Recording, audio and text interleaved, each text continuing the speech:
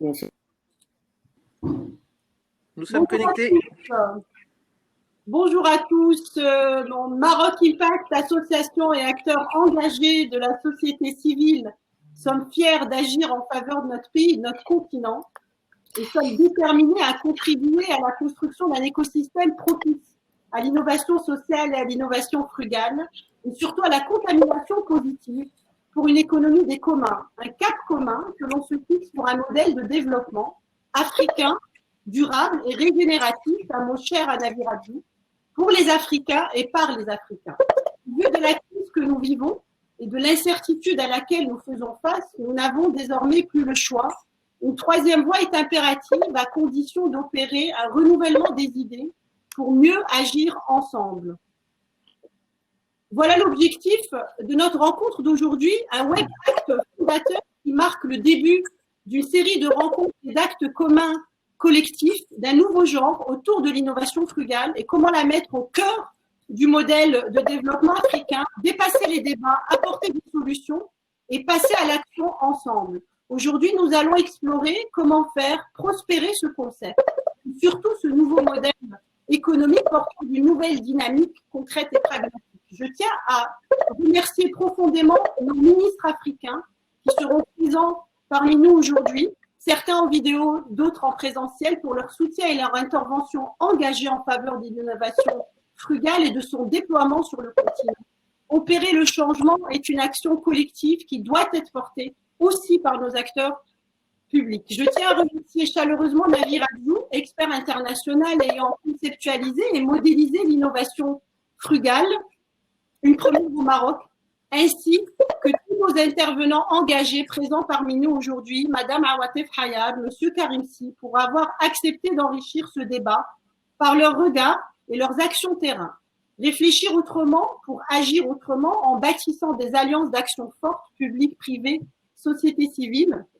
Donc, je remercie nos partenaires privés sponsors pour leur soutien indéfectible, la LIDEC, Bolloré Transport Logistique, Engie, Cosuma et la Fondation Smart, et ainsi que nos partenaires institutionnels, le ministère du Tourisme, du Transport, de l'Artisanat et de l'Économie sociale et solidaire, ainsi que le ministère de l'Éducation nationale. Je remercie tout particulièrement nos auditeurs pour leur soutien qui nous est précieux, que j'espère nous inspireront aujourd'hui, car notre rencontre est avant tout une rencontre d'optimisme pour notre continent, son ingéniosité humaine et sa jeunesse talentueuse. Cette rencontre durera 1h30 avec le séquencement suivant, l'intervention de Madame la ministre de l'Économie sociale, Madame Nadia Ftah Alaoui, qui pour des raisons d'agenda, malheureusement, n'a pas pu être présente parmi nous.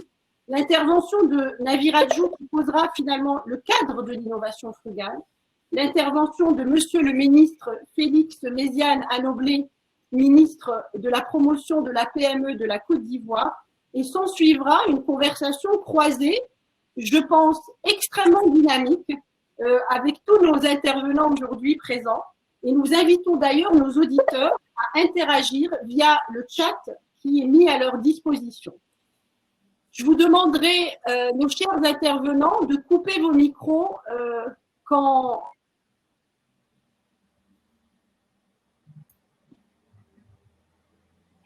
écouter l'intervention de Madame la ministre du Tourisme, de l'Artisanat et de l'Économie sociale et solidaire, Madame Nadia Ftah Alaoui.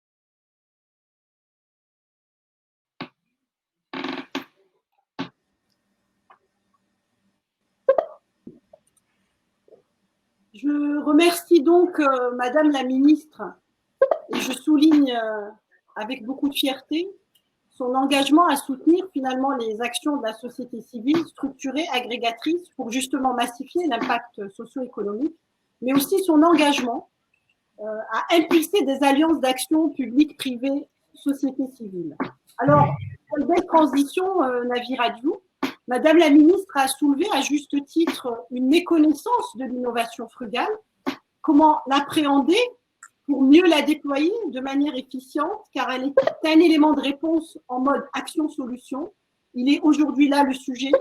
Pourriez-vous donc nous expliquer l'innovation frugale dont vous êtes le concepteur et pionnier et nous exposer finalement des cas pratiques d'innovation frugale?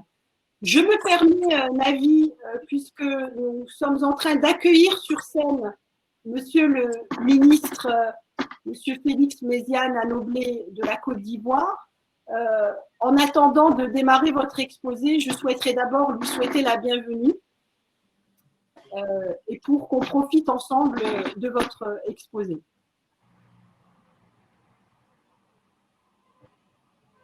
On s'excuse pour les petits détails techniques,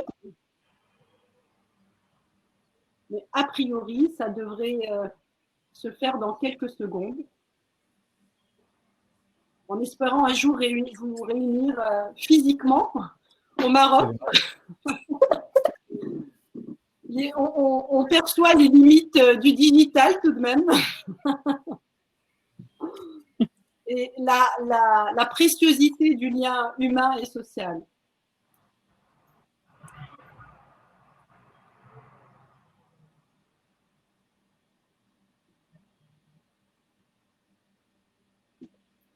Je demande à nos auditeurs de patienter et merci pour la patience de tous.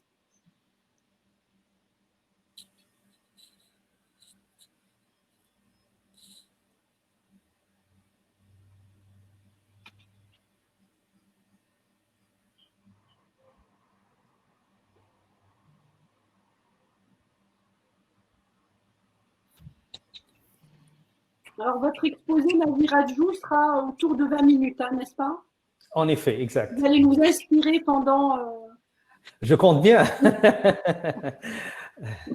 Sachez que nous sommes tout oui et nous avons hâte de vous écouter. Surtout, nous avons hâte de converser ensemble. Absolument.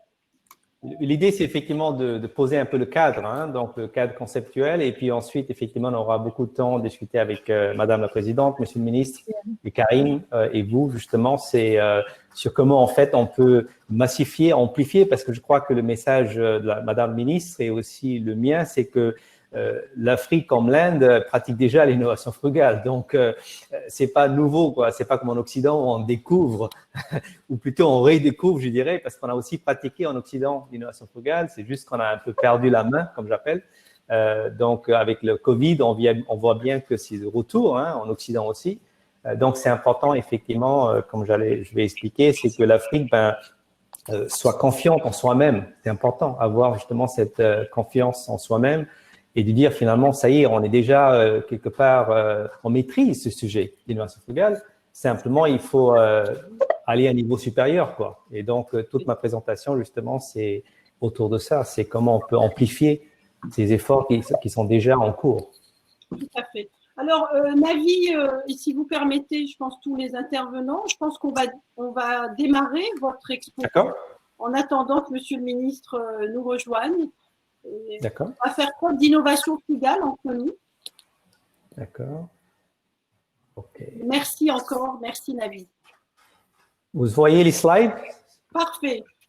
OK, super. Donc, bonjour à tout le monde. Je suis hyper ravi de participer virtuellement à ce webinaire organisé par Maroc Impact pour discuter à propos d'un sujet qui me tient à cœur depuis mon enfance, qui est l'innovation frugale. Alors, effectivement, la frugalité, je l'ai vécue, je l'ai en fait commencé à apprécier très tôt dans ma vie. J'ai grandi à Pondichéry, dans le sud de l'Inde, où dans les années 70, il y a eu une grande sécheresse. Et donc, moi et mes frères, on se levait tôt le matin pour remplir des seaux d'eau et on utilisait ça pour se laver et pour cuisiner le reste de la journée. Donc, très tôt dans ma vie, j'ai reconnu l'importance d'apprécier, de valoriser des ressources rares comme l'eau et aussi, bien sûr, apprendre à faire mieux avec moins. Néanmoins, j'ai grandi près d'une bidonville urbaine et la majorité de mes amis étaient des enfants pauvres qui étaient démunis de tout, sauf qu'ils avaient ce grand sourire. Donc, une grande leçon de vie qu'ils m'ont appris, c'est qu'une personne qui a moins n'est pas un être moindre. En fait, quand on met une limite aux ressources, on enlève la limite à la créativité, telle que démontrée par ce jeune homme qui s'est fait des genouillères en carton pour jouer au cricket, qui est le sport national indien. Donc, en effet, less is more. Et ce constat m'a ensuite incité à dédier une grande partie de ma vie professionnelle à étudier justement ces entrepreneurs dans les pays du Sud, les pays émergents, qui sont capables effectivement d'innover de façon spectaculaire avec très peu de ressources. Et j'en ai déduit 4 bonnes pratiques que je partage avec vous. La première bonne pratique, c'est de se dire, au lieu de se plaindre qu'on n'a pas de ressources, il faut célébrer les ressources dont on dispose déjà et donc utiliser ce qui est abondant pour créer ce qui est rare. C'est ce qu'a démontré Mansukh Prajapati, qui est un potier de formation qui, en Inde, a conçu un réfrigérateur conçu entièrement en argile qui préserve les fruits et des légumes pendant plusieurs jours, qui est un don de ciel pour des millions de personnes qui vivent dans les villages en Inde, qui sont dépourvues d'électricité. Et donc, voilà, c'est quelqu'un qui n'a même pas obtenu son baccalauréat, mais qui est allé puiser en lui-même dans ses compétences de potier pour créer la valeur pour sa communauté locale. Deuxième bonne pratique, c'est l'importance de surmonter ce que j'appelle le complexe de Pharaon, qui dit finalement, et souvent c'est les entreprises occidentales qui disent, voilà, on a un produit qui est très cher, très complexe, et vous les consommateurs, venez moi me joindre là où je suis en haut de ce pyramide pour acheter mon produit qui est effectivement un produit aspirationnel. Malheureusement, dans la crise qui s'annonce cette année et l'an prochain, il faut que les marques, les entreprises démontrent l'humilité pour se rabaisser, aller rencontrer les consommateurs là où ils sont. Je vais donner un exemple des entrepreneurs en Inde qui ont su justement se rabaisser pour répondre aux besoins des consommateurs. Il y a 20 millions de bébés prématurés qui sont nés dans le monde. En Occident, on les garde dans des incubateurs qui coûtent 20 000 $ et qui sont alimentés par l'électricité. Alors, dans les pays du Sud, effectivement, 20 000 $, c'est très cher. Et en plus, on n'a pas l'électricité de façon fiable dans des endroits reculés en Inde ou en Afrique. Donc, 5 entrepreneurs en Inde sont venus en Inde pour lancer une start-up qui a conçu une couveuse qui ressemble à un petit sac de couchage qui garde le bébé à chaud de façon continue. Et c'est un produit vraiment très ingénieux, très simple, qui coûte uniquement 200 $, donc 1% du coût des incubateurs vendus en Occident. Et ce produit hyper simple et effectif a déjà sauvé la vie de plus de 300 000 bébés à travers le monde, qui montre effectivement la puissance de l'innovation frugale. Troisième bonne pratique, quand je présente cet exemple en Occident, dans la Silicon Valley où j'ai vécu 13 ans, souvent les Américains ou les Européens rigolent et disent « Oui, mais tout ça c'est bien, mais nous, on est capable de mettre un homme sur la Lune. Est-ce que vous pouvez faire ça de façon frugale dans les pays du Sud ?» Eh bien, l'Inde a démontré que non seulement on peut aller à la Lune, mais on peut aller plus loin. La preuve, c'est qu'en 2015, l'Inde a lancé une sonde spatiale qui est allée explorer la planète Mars et ça a été développé pour un coût de 74 millions de $, qui est 10 fois moindre que le coût de la NASA américaine, qui a lancé aussi une sonde spatiale, cette fois-ci pour 700 millions de $. Donc, la leçon ici, c'est qu'il est possible de faire même la recherche scientifique avec peu de moyens. D'ailleurs, il y a un terme qu'on commence à en parler, ça s'appelle la science frugale. Donc, la science frugale est bien sûr une nécessité pour les pays du Sud. Par exemple, en Inde, il faut savoir que ce que la NASA dépense en un mois, ça représente le budget annuel de l'Agence spatiale indienne. Donc, ça force effectivement les scientifiques indiens d'innover mieux avec moins. Et ça aboutit à des résultats spectaculaires, comme récemment, on a vu des chercheurs du CSIR, qui est donc l'équivalent du CNRS en Inde, qui ont développé un test de Covid pour uniquement 6 €. Et d'autres chercheurs du IIT, qui est l'équivalent du MIT en Inde, ont développé aussi un test, un kit de détection pour juste 3 €.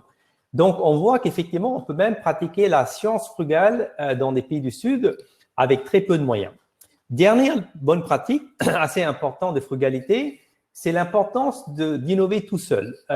On parle toujours d'un génie individuel, mais en fait, il faut parler du génie collectif ou d'intelligence ou d'ingéniosité collective, parce que comme on dit en Inde, 1 + 1 = 11, c'est-à-dire que c'est uniquement en collaborant avec les autres qu'on peut amplifier nos intelligences collectives pour créer plus de valeur à la société.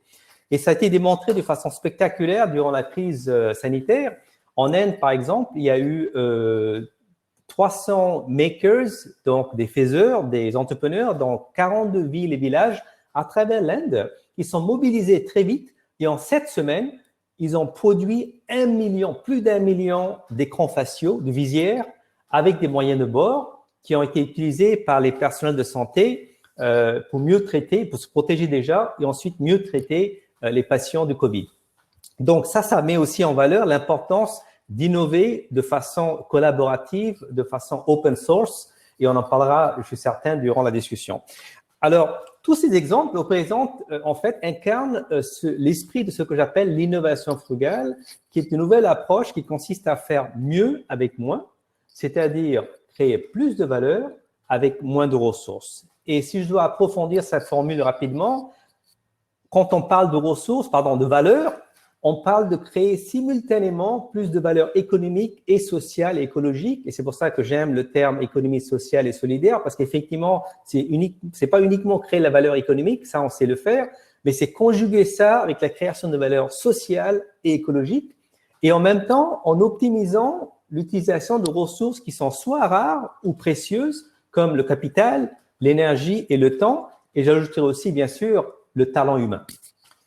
Alors, comme j'expliquais auparavant dans mes propos introductifs, je suis convaincu et je suis même envieux, et je l'ai dit même en Inde, c'est qu'en fait, même si l'Inde a beaucoup inventé ou conceptualisé et pratiqué l'innovation frugale, c'est en Afrique que je vois des exemples hyper inspirants d'innovation frugale, parce que l'Afrique est déjà une pionnière de l'innovation frugale, et ça a été démontré spectaculairement durant la crise sanitaire, avec, par exemple, des initiatives, le collectif Frugal par Mernes au Maroc, où des makers se sont mobilisés, comme le collectif en Inde, pour concevoir plus de 25 000 visières en un temps record avec peu de moyens, ou réparer des appareils respiratoires, des respirateurs pour les patients Covid, tout ça avec très peu de moyens.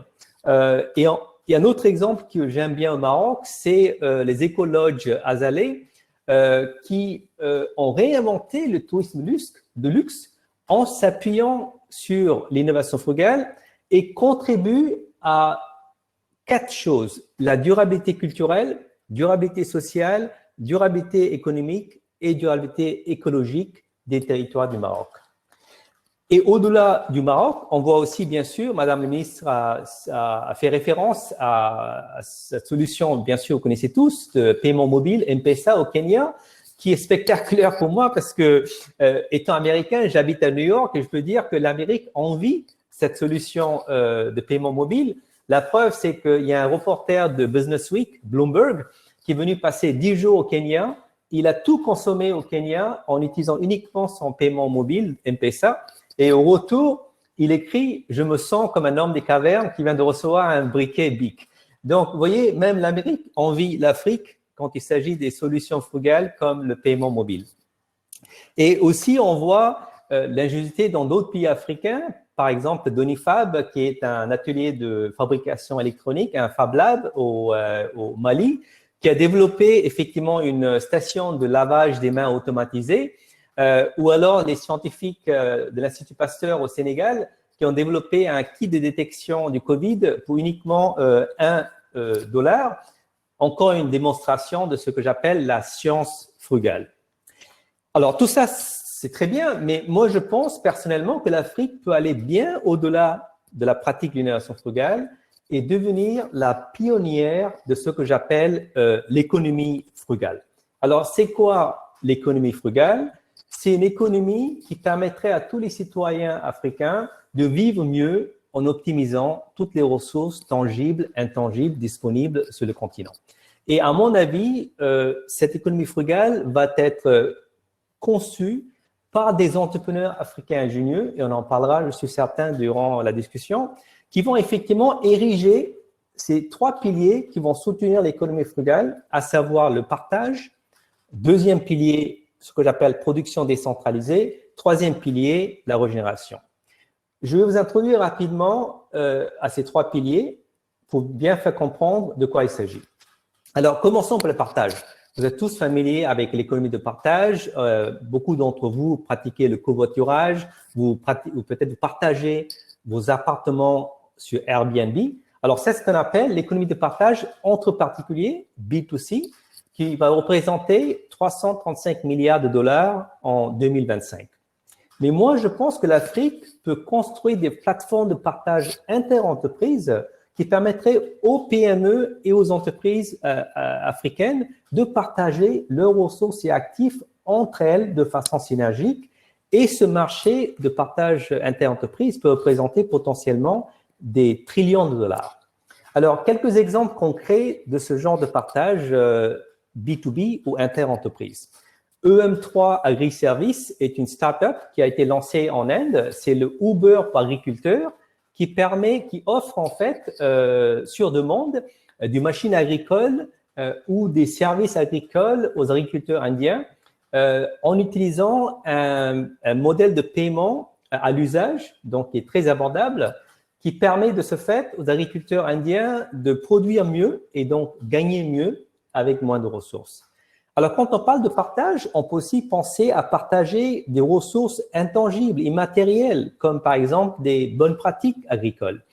Et c'est ce que fait Digital Green, qui est une plateforme de partage de connaissances et de bonnes pratiques entre agriculteurs. Alors, comment ça fonctionne?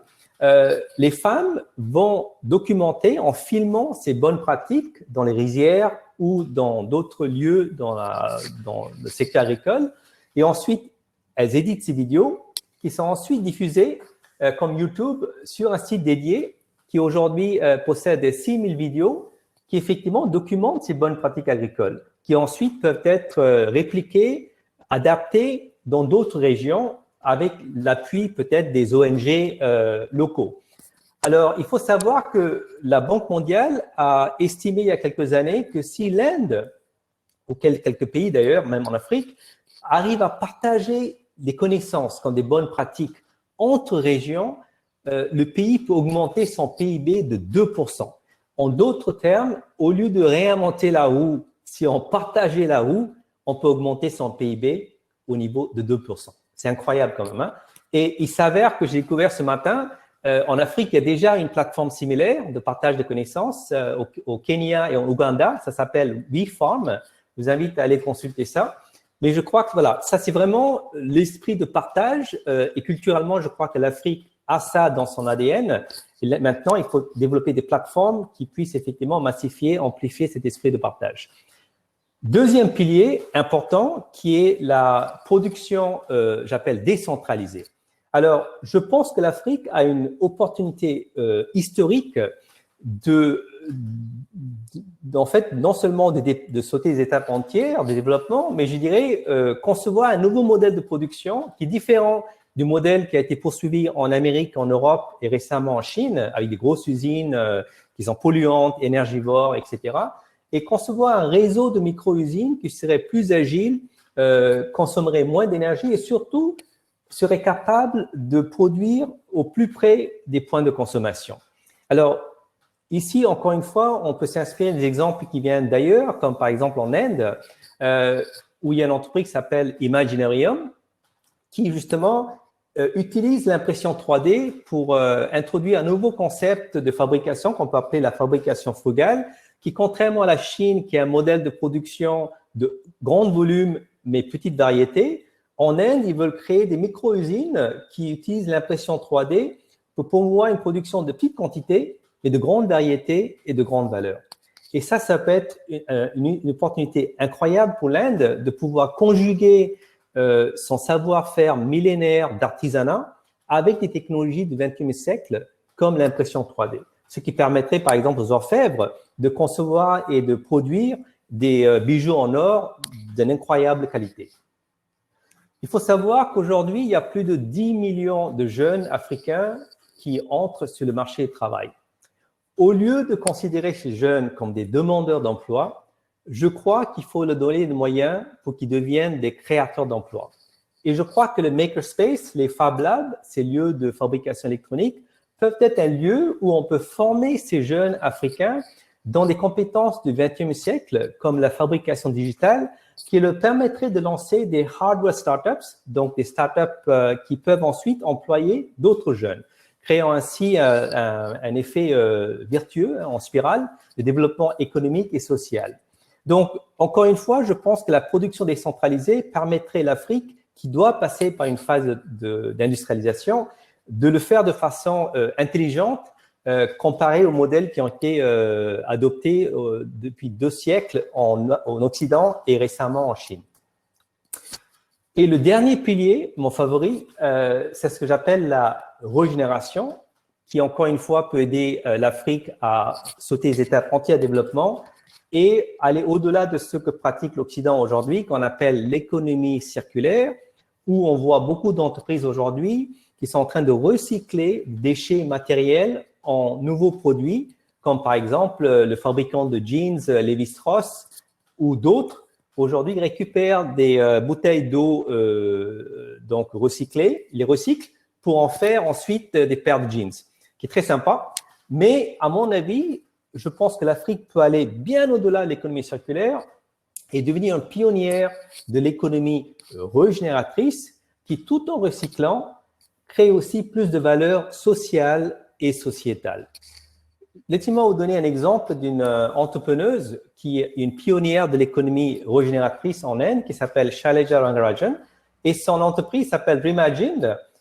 Eux, ils vont récupérer en fait donc les déchets en Inde et les upcyclent, donc les surcyclent en des meubles et des accessoires et des vêtements d'une grande beauté. Mais ce qui est admirable dans le modèle économique, c'est qu'ils emploient des femmes issues des groupes défavorisés et des bidonvilles pour concevoir et fabriquer ces beaux produits. Donc, le message ici, c'est que assurons-nous qu'on ne gaspille pas le talent humain, car le talent humain est la ressource la plus précieuse sur notre planète. J'appartiens à 3 cultures, l'Amérique, la France et l'Inde. Et je suis choqué de voir que ces 3 pays-là veulent tous promouvoir ce qu'on appelle le Made in America, Made in France, Made in India. Mais je pense sincèrement que l'Afrique peut devenir la pionnière de ce que j'appelle Remade. Donc, c'est utiliser le principe de régénération pour concevoir des produits avec des matériaux qui sont recyclés et qui en même temps créent plus de valeur sociale, voire culturelle. Un autre exemple de régénération qui montre aussi l'importance de conjuguer durabilité écologique avec impact social vient de Ajay Tasha, qui est une fondatrice donc de Frontier Markets, qui est un social business en Inde qui forme des femmes entrepreneurs au Rajasthan, qui est un des États les plus pauvres de l'Inde. Elle les appelle les Solar Sahelis, ça veut dire des amis du soleil.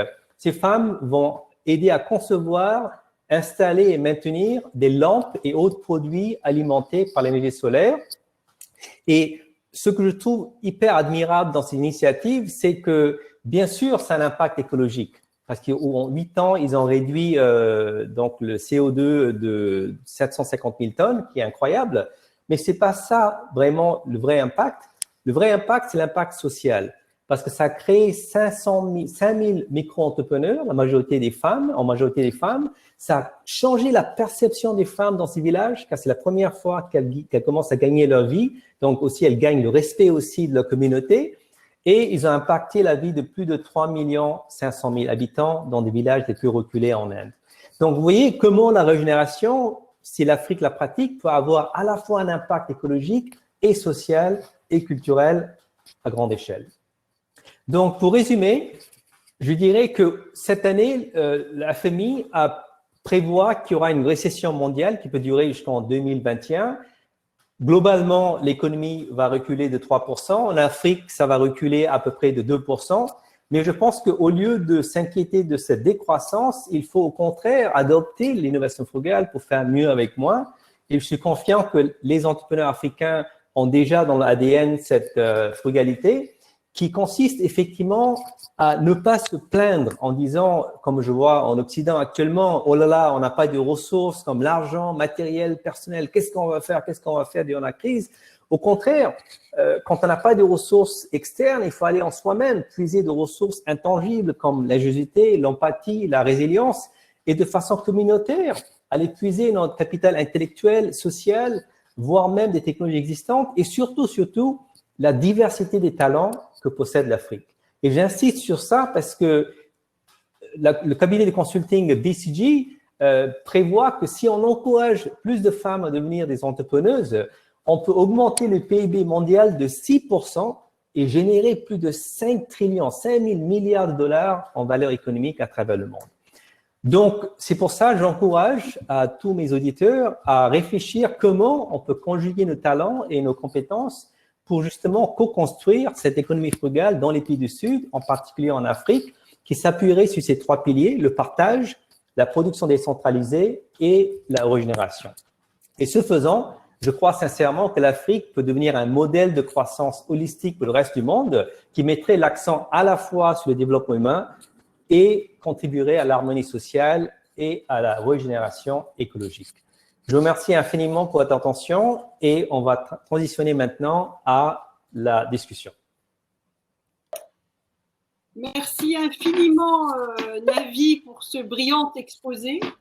Je retiens que l'innovation frugale, que certainement le monde nous envie, nous la pratiquons finalement depuis toujours, mais malheureusement, nous la mésestimons. Donc, le sujet aujourd'hui, c'est comment en faire un vrai levier économique pour notre continent, l'emploi et l'entrepreneuriat.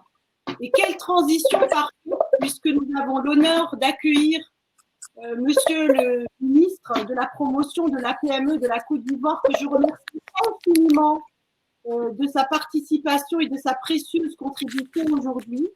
Et justement, Monsieur le ministre, permettez-moi, je vous remercie encore une fois, mais vous qui êtes engagé en faveur de l'entrepreneuriat et de son développement en Côte d'Ivoire, l'innovation sociale, qu'est-ce qu'elle vous inspire? Quelles sont pour vous éventuellement les pistes d'alliance africaine et surtout les pistes d'action que nous pourrons éventuellement à très court terme explorer ensemble? Merci, Monsieur le ministre. Merci. Je voudrais remercier. Je me rends compte que nous sommes tous convaincus d'une chose, il faut booster l'Afrique et l'Afrique peut apporter beaucoup dans le développement, dans son développement et dans un certain nombre d'activités économiques. Ici, je pense véritablement que plusieurs actions sont menées pour permettre donc à des entreprises d'interagir. Et tout ce que je viens d'écouter de mon prédécesseur me donne l'assurance que nous pouvons ensemble mener des actions qui pourront faire en sorte que l'Afrique puisse véritablement, d'un pays à un autre, apporter, je veux dire, plusieurs éléments qui permettront donc un développement intégré de nos activités, et principalement en ce qui concerne les PME. Nous avons l'un des continents, sinon le continent, qui aujourd'hui se positionne comme celui qui a un grand nombre de consommateurs. Nous avons tout ce qu'il faut pour produire, mais malheureusement, jusqu'à ce jour, nous n'arrivons pas à créer une communion d'actions qui nous permettent donc de valoriser l'ensemble des actions que nous pouvons avoir pour permettre donc d'avoir des valeurs ajoutées à nos actions et d'avancer ensemble et permettre donc à nos différents pays de profiter de ce développement-là. En Côte d'Ivoire, où nous agissons un peu dans le domaine qui est le nôtre, c'est-à-dire donc dans le développement des petites et moyennes entreprises et de l'entrepreneuriat, nous voyons aujourd'hui que nous avons un modèle assez difficile parce que la Côte d'Ivoire a avancé en créant un modèle d'État qui emploie et non pas un modèle d'État d'employeur. Et aujourd'hui, il faut réussir à capitaliser tout ce que nous avons pour réussir à amener le maximum de personnes vers l'entrepreneuriat, mais réussir à faire revivre nos ressources africaines, c'est-à-dire, comme il disait tout à l'heure, les ressources du partage, pour réussir à faire en sorte que ces ressources du partage nous permettent d'avancer et d'obtenir donc des entreprises qui interagissent et qui réussissent à faire en sorte donc qu'on crée des chaînes de valeur qui pourraient permettre donc de développer et d'enrichir les différents secteurs d'activité dans lesquels nous sommes.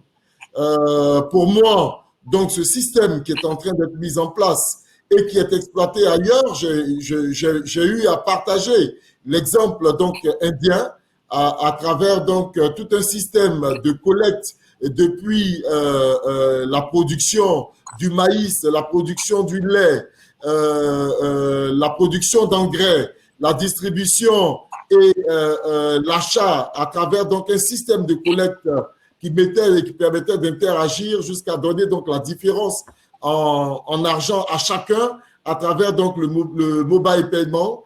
Et ce système indien peut être pratiqué sur de nombreuses activités en Afrique et principalement en Côte d'Ivoire où nous sommes. Mais donc, je dis que je suis à plein dans ce projet et je voudrais vraiment qu'on puisse échanger encore plus et avoir la possibilité véritablement d'approfondir ces actions pour permettre à nos différents pays de profiter de ce système qui est en train d'être partagé et mis en place.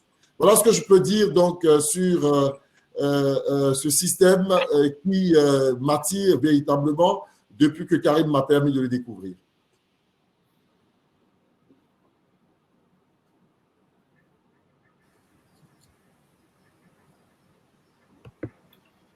Monsieur le ministre, pour cette intervention passionnée. Et ça fait plaisir. Le sujet, il est aussi là, monsieur le ministre. C'est qu'il est très important dans le cadre du déploiement de l'innovation frugale et de son opérationnalisation, de pouvoir, nous, acteurs de la société civile, entrepreneurs, individualités ingénieuses, de pouvoir co-construire avec nos acteurs publics et aussi les acteurs privés. Sachez, monsieur le ministre, que nous sommes des gens très pressés et très passionnés par notre continent.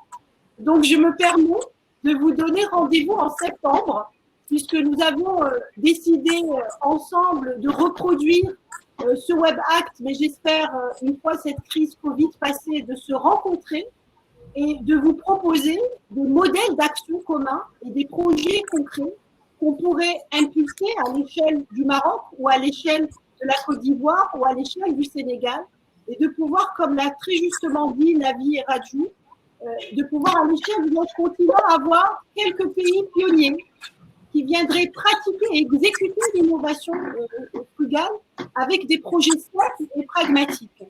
Donc merci infiniment, monsieur le ministre, et en comptant sur votre soutien indéfectible à cette belle dynamique que nous lançons aujourd'hui. Je vous remercie et je peux vous garantir que vous pouvez compter entièrement sur non seulement mon appui, mais le plaidoyer que je pourrais faire, que ce soit donc au niveau du gouvernement ivoirien que au niveau des collègues ministres en charge donc de l'innovation et des PME dans les autres pays africains qui pourraient donc nous rejoindre dans le développement de cette stratégie qui n'est que porteuse pour les pays africains. Merci beaucoup, monsieur le ministre. Alors, monsieur le ministre, je vous invite, si vous avez le temps, je sais que vous avez un calendrier extrêmement chargé, de participer, en tout cas d'écouter nos intervenants aujourd'hui, qui sont des intervenants extrêmement engagés et passionnés. À la fois, Madame Awatef Hayal, qui est une pionnière en matière d'innovation frugale dans son milieu académique, puisque nous avons la chance aussi de l'avoir aujourd'hui avec nous en tant que présidente de l'université Hassan II et d'avoir finalement mis au cœur de la stratégie de son université un enseignement de pointe et surtout cette volonté de pratiquer et de distiller des méthodes d'enseignement innovantes avec évidemment plusieurs casquettes assez impressionnante puisqu'elle est cofondatrice d'une initiative qui s'appelle e-Madina, visant à développer et promouvoir le nouveau modèle de ville intelligente et frugale.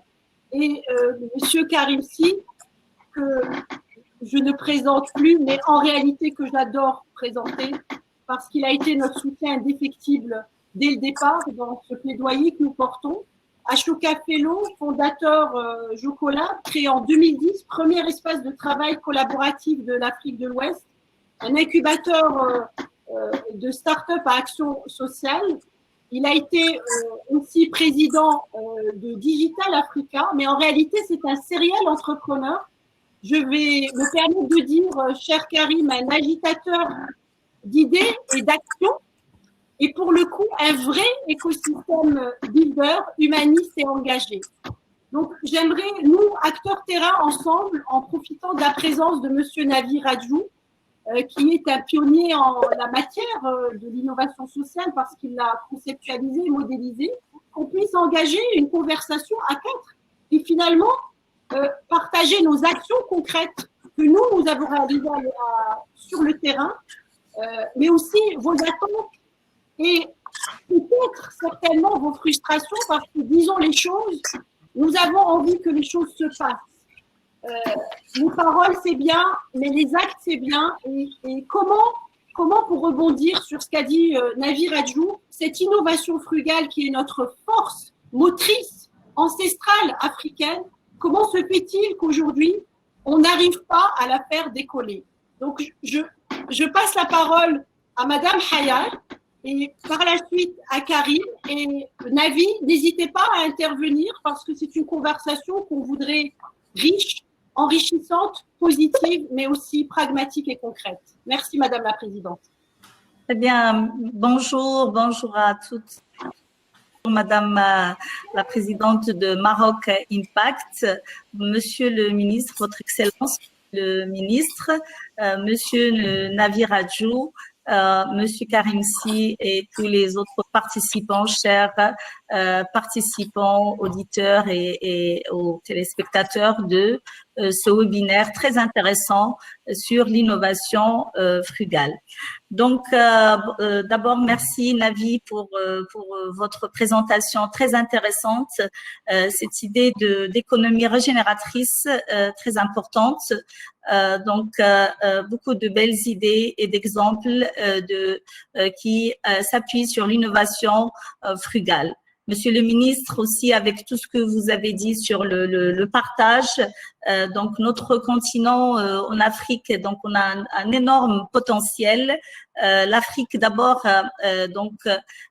en plus de ses habitudes, ces best practices que nous avons héritées de nos ancêtres, qui sont la frugalité et autres, nous avons aussi la diversité, c'est une richesse. Et donc cette diversité nous permet aussi de profiter de tous ces degrés de liberté, on va dire, si on parle en termes anthropiques et scientifiques. Ces degrés de liberté font une richesse de l'Afrique. L'Afrique, elle est aussi, donc on a un avantage peut-être par rapport aux autres continents, c'est que nous sommes entre terre et ciel, j'allais dire. Nous sommes restés très proches de la nature, mais aussi nous sommes dans la modernité et c'est ces deux, on va dire, attracteurs qui sont la nature et la modernité. Et j'espère que nous sommes la solution du futur, que l'Afrique est la solution du futur parce qu'elle saura trouver l'équilibre entre le respect de la nature et l'ambition du développement et de la modernité. Donc, je suis ravie aussi de parler de l'innovation, de ce webinaire d'innovation frugale, parce que ce terme, quand je pense que j'étais la première peut-être au Maroc on va dire, le rendre familier auprès des Marocains. Lorsque je travaillais il y a 8 ans sur les villes intelligentes et que j'étais un peu choquée par le coût, quand j'avais fait des benchmarking par le coût des villes intelligentes, c'est combien on déployait de technologies et d'infrastructures pour avoir une ville intelligente, sachant que je suis technologue, hein, je suis ingénieure, donc je suis proche de la technologie, mais disons le trop de technologie me dérangeait, surtout le coût. Et je voyais dans les villes intelligentes une très belle opportunité pour les pays émergents, notamment pour les pays africains, mais je voyais que le coût était très important. Donc, j'ai travaillé en 2014 à développer un nouveau modèle de villes intelligentes qui sont les villes intelligentes frugales et sociales. Donc, et c'est ce nouveau modèle qui est un modèle qui capitalise sur 2 piliers. Il y a la frugalité. Donc, j'ai beaucoup aimé, j'aime beaucoup la définition de Navi qui est faire mieux avec peu. Mon côté scientifique me pousse vers c'est-à-dire produire le max avec le minimum d'énergie. Et l'énergie, elle peut être des ressources, elle peut être des ressources naturelles. Comment on peut utiliser une quantité d'énergie et produire le maximum grâce à cette quantité d'énergie dont on dispose. Donc ça, c'est pour moi une des définitions de la frugalité. J'ai rajouté à la frugalité l'approche inclusive ou sociale, parce qu'on invente, on innove, mais pour faire quoi? C'est pour créer le bien-être et le bien de l'humanité, et surtout pour vivre dans un monde où ceux qui sont autour de nous vivent bien. C'est-à-dire, on ne fait pas de l'innovation technologique pour la technologie ou pour être tout seul dans sa tour d'ivoire, mais pour qu'on soit tous bien et pour que cette innovation profite au maximum de personnes qui nous entourent. Et donc, et surtout que l'innovation technologique et scientifique contribue à réduire les inégalités sociales et à offrir l'égalité des chances pour tous. Donc ça, c'est notre contexte, je dirais. Bon, c'est vrai que mon voyage pendant mes expériences pendant une vingtaine d'années à l'international, notamment en Europe, mais je reste africaine et fière d'être africaine. Et donc, c'est cette appartenance à l'Afrique qui me pousse aussi à utiliser ce capital et le potentiel de la science et de la technologie, mais pour contribuer tout modestement avec tous les Africains que nous sommes autour de ce webinaire et partout en Afrique et dans le monde, à améliorer la condition des Africains et leurs conditions de vie en général, et donner la chance à des millions de jeunes et de familles, de femmes et d'hommes de vivre bien et mieux. Donc, ce concept de ville intelligente, frugale et sociale, il a eu un prix. Donc, ce concept a eu un prix en 2015. Nous avons été primés par la prestigieuse organisation mondiale IEEE, que les ingénieurs connaissent très bien. Donc, IEEE a choisi la ville de Casablanca parmi 5 villes mondiales à faire partie du IEEE Smart City Initiative. Donc, nous sommes ville-corps avec 5 autres villes qui sont Guadalajara au Mexique, Trento en Italie, ou aussi en Chine, Casablanca et Kansas City aux États-Unis, Casablanca au Maroc. Donc, quel est ce concept pour simplifier de ville intelligente, frugale et sociale? Il capitalise sur 2 choses. D'abord, sur le capital humain. Nous avons un capital humain, beaucoup de jeunesse, surtout assoiffée de réussite. C'est très important. Qui a une ambition, qui veut réussir. Et nous avons une technologie omniprésente et qui coûte pas cher, qui est le digital. Donc, nous avons des smartphones partout. Le taux de pénétration du mobile au Maroc, il dépasse actuellement il va entre 50 et 60%. Je parle du smartphone. Le mobile, on est au-dessus de 100%. Et c'est une évolution exponentielle de l'utilisation du mobile partout au Maroc et en Afrique. Et donc, c'est une plateforme technologique, je dirais, frugale en quelque sorte, puisque nous n'avons pas besoin de payer de l'argent pour la développer. Et les gens, ils contribuent même à l'entretenir, puisque dès qu'on a un smartphone qui marche pas, enfin qu'on n'en est plus satisfait, on achète un autre. Donc, même le coût d'entretien, il est gratuit, je dirais, réparti sur les millions, bien sûr, d'utilisateurs. Donc, si vous voulez, il y a ce capital humain. C'est cette technologie omniprésente ou ubiquitous qu'est le smartphone ou qu'est le digital. Et donc, comment utiliser le digital pour activer ce potentiel humain? Comment offrir à ce potentiel humain une sorte de couche digitale qui va lui permettre ça va permettre de créer ou de révéler des talents. Activate talents. C'est ça le mot-clé. On active des talents parce que les talents sont là, mais il faut les aider à s'épanouir et il faut les activer. Et donc, cette ouverture sur le monde, elle est possible à travers un clic. Nous voyons là, nous sommes donc plus d'une 150 participants à travers le web. Et donc, nous sommes ouverts sur le monde. Je vois des participants de la Côte d'Ivoire, de Casablanca, de New York. Donc, le digital est capable d'ouvrir ce potentiel humain sur le monde. Et dès qu'on ouvre sur le monde, on ouvre sur des millions et des millions d'opportunités de réussite et de création de la richesse par le partage, par la co-construction, par la co-innovation. Il y a des millions d'opportunités de création, donc de richesse. Donc, en bon gestionnaire, quelqu'un de smartness, ce n'est pas le connecté, ce n'est pas le smartness. Et comment gérer ce potentiel humain? Et donc, en bon gestionnaire, j'ai un capital humain, il faut que je cherche à le développer, à l'éduquer, à le former pour qu'il puisse créer plus de richesse. Et nous l'avons vu dans cette période de Covid, donc chez nous au Maroc, donc un capital humain dont on dispose, qui nous a permis nous dans les universités de réussir cette période de confinement en sauvant l'année universitaire et l'année scolaire grâce justement au potentiel humain et au digital. Puisque du jour au lendemain, depuis le de Monsieur le ministre de l'Éducation nationale, formation professionnelle, enseignement supérieur et recherche scientifique, le 13 mars, nous avons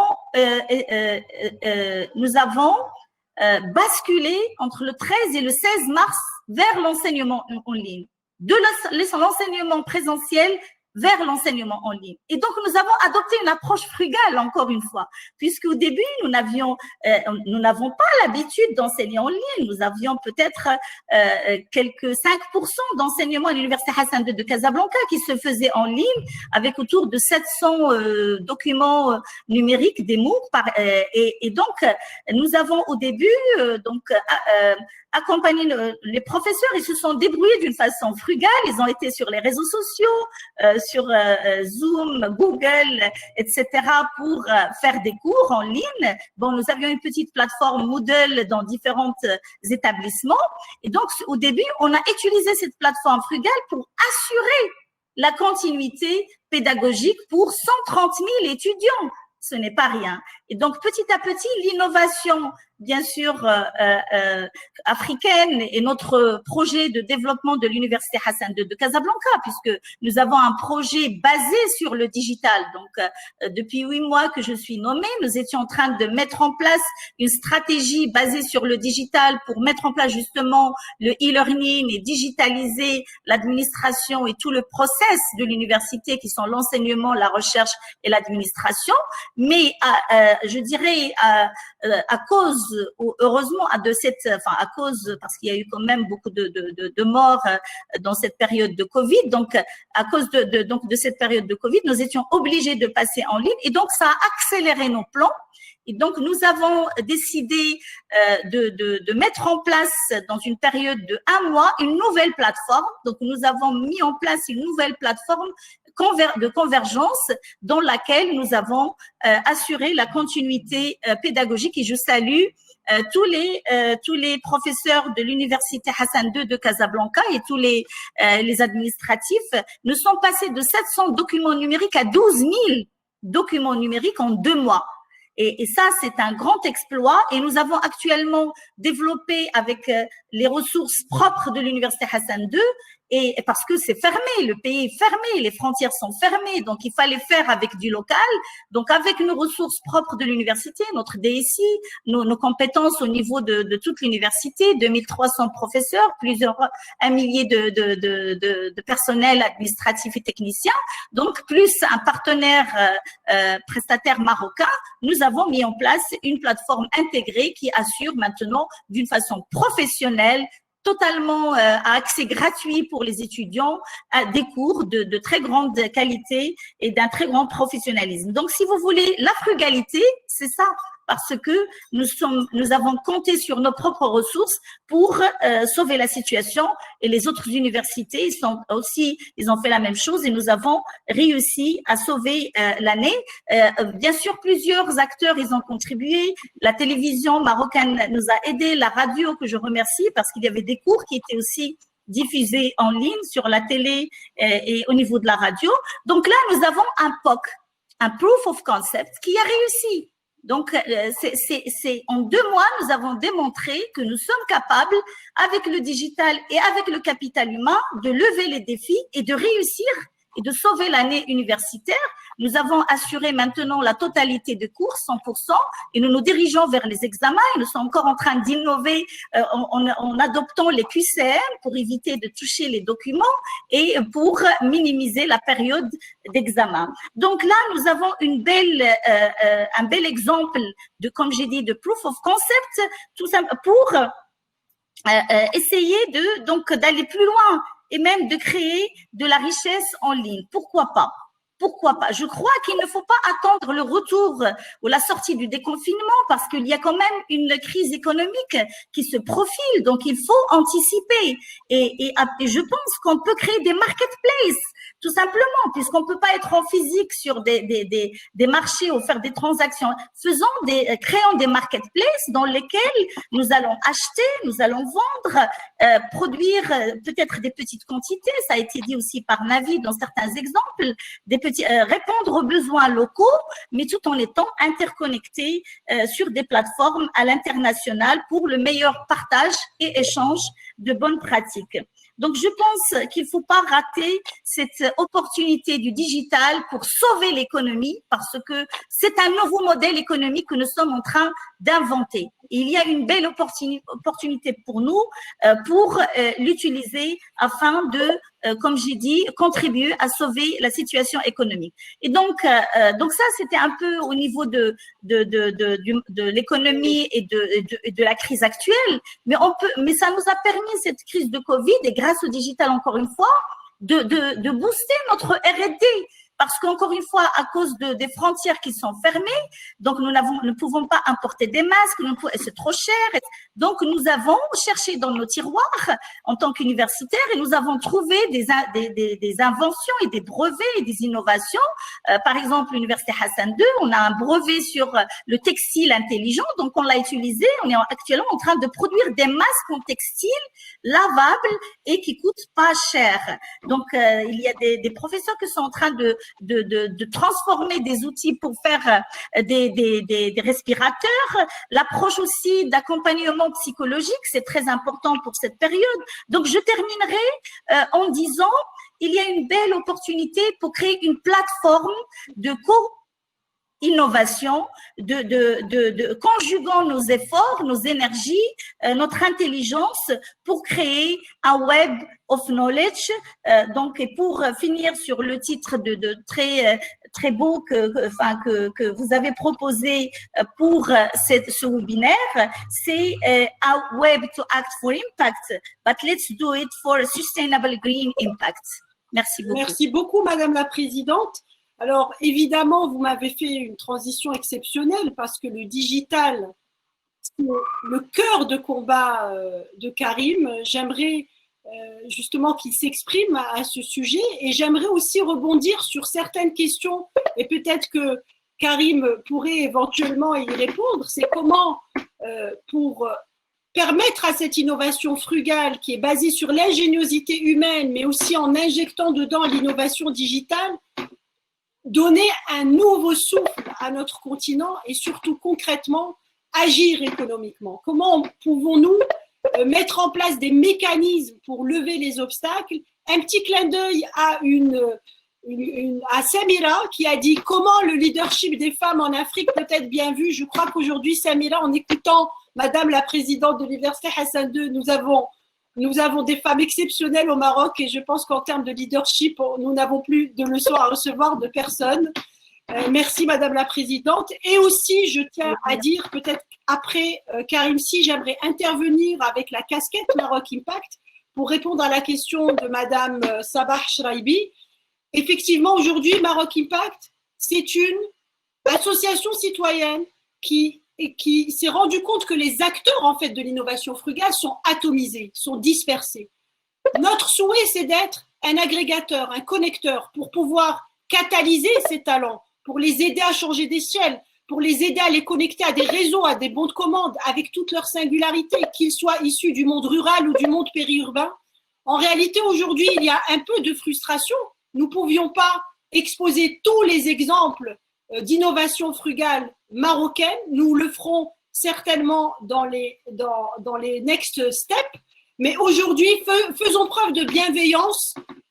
Comme l'a dit Madame la Présidente, nous sommes en train d'initier un mouvement africain où nous sommes apporteurs de solutions, où nous pouvons essaimer nos solutions, les échanger et surtout en s'interconnectant et en travaillant ensemble. Je passe la parole à Karim. Et merci encore Madame la Présidente et n'hésitez pas Madame la Présidente à interagir. Vous m'entendez? Parfait. Alors, merci. Alors, c'est difficile d'intervenir après deux panélistes aussi brillants que Navi et Madame Ajar. Et c'est vraiment Ayar.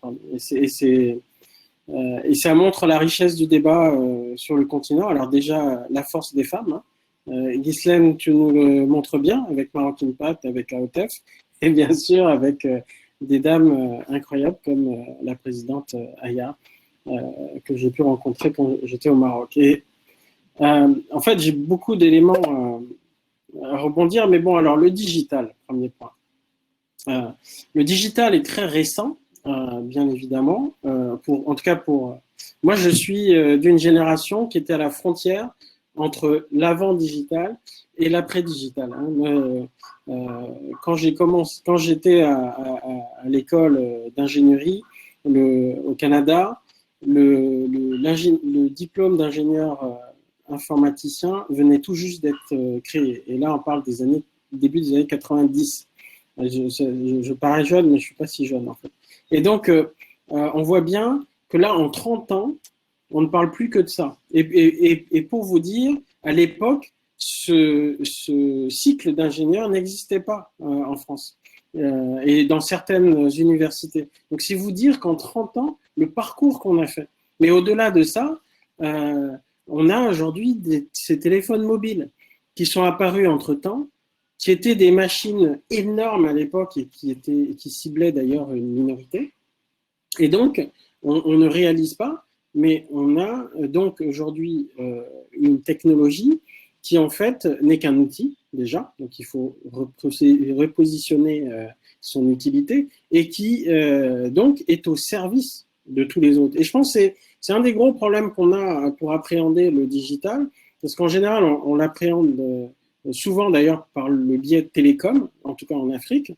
Ça a été un biais qu'on a eu depuis les années 2000 dans le cadre du sommet pour la société de l'information, où le débat avait été bien posé, c'était un débat de société, mais malheureusement, comme le leadership de la discussion avait été donné à l'IUT, donc l'Organisation internationale des télécommunications, avec les opérateurs téléphoniques et donc avec les moyens qu'ils ont, on a souvent mis en avant la question de l'accès, la question des télécoms, et donc on a un peu délaissé la question de la diversité du contenu, de la diversité des approches et finalement des technologies pour porter de manière beaucoup plus large les différents secteurs.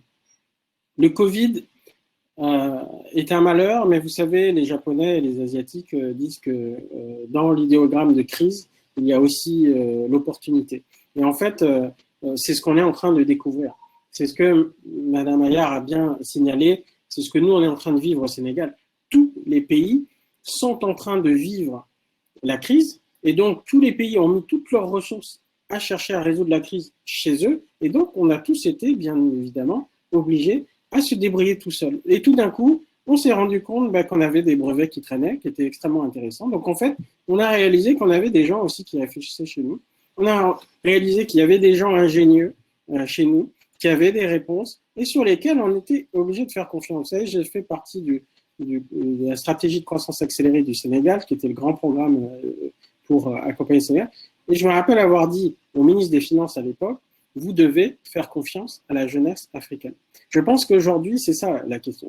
On le voit bien, des milliards qui sont injectés dans des solutions avec des prestataires étrangers.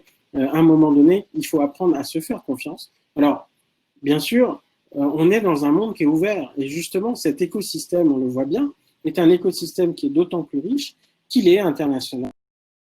De la même manière qu'on se découvre interconnecté au niveau mondial par les bactéries, on est interconnecté sur l'économie, on est interconnecté sur le savoir. Toutes les sociétés qui ont explosé sont des sociétés qui se sont ouvertes au savoir mondial, que ce soit l'Empire ottoman, l'Empire romain ou d'autres. Et donc, aujourd'hui, la question, c'est de s'ouvrir. Et c'est ça aussi que les technologies nous offrent, un formidable outil pour pouvoir se connecter au monde.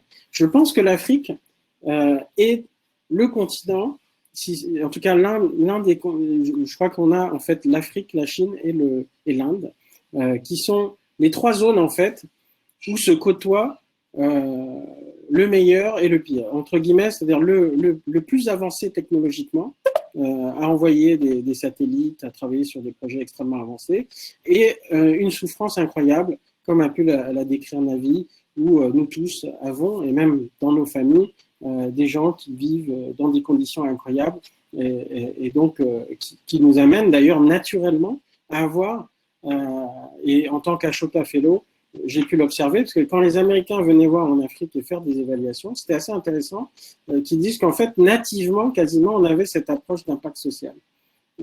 C'est quelque chose qu'on a, parce que c'est autour de nous. Et d'ailleurs, la crise, on le voit bien, on ne la vit pas de la même manière.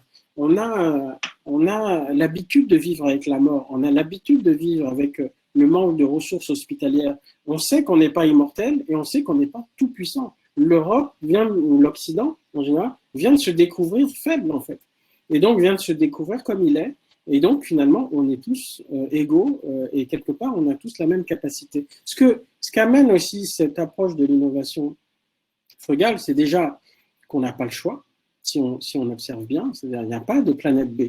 Aujourd'hui, on est dans un niveau de consommation de nos ressources qui sont trop importantes par rapport à la capacité de la Terre de le supporter, donc c'est impossible. Ce qui veut dire que si l'Afrique, l'Inde et la Chine se développent de la même manière que c'est fait le développement dans les pays occidentaux, la planète explose. Donc on ne pourra pas, tout simplement. Donc, et on le voit bien, d'ailleurs, même la crise, quelque part, est un impact de cette surconsommation des ressources qui a poussé un rapprochement entre les animaux et les hommes, et donc qui a fait passer certains virus qu'on n'avait pas. Donc, on ne peut pas, tout simplement. Donc, il y a aujourd'hui un besoin de se réinventer. Vous savez, Einstein disait, on ne peut pas résoudre un problème en ayant le même système de pensée que quand on l'a créé. Et donc, il nous faut penser différemment.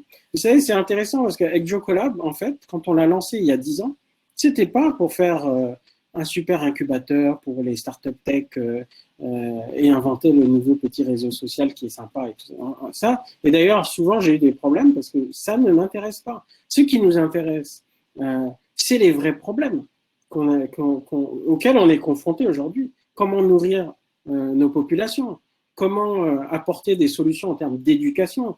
Comment apporter toutes ces problématiques d'apporter de l'énergie? Comment pouvoir produire et pouvoir satisfaire nos populations? Et quand on voit ça et qu'on se pose ces questions, dans un monde qui doit se réinventer, parce que, la démonstration est faite que le modèle qui est devant nous n'est pas le bon, puisqu'il nous amène à un mur, il nous amène à plus d'inégalités, il nous amène à donc une crise inévitable, c'est ce qu'on observe dans les pays occidentaux. Il nous faut donc aujourd'hui commencer à se repenser, et notre retard devient une chance, parce que notre retard nous permet de partir d'une feuille blanche.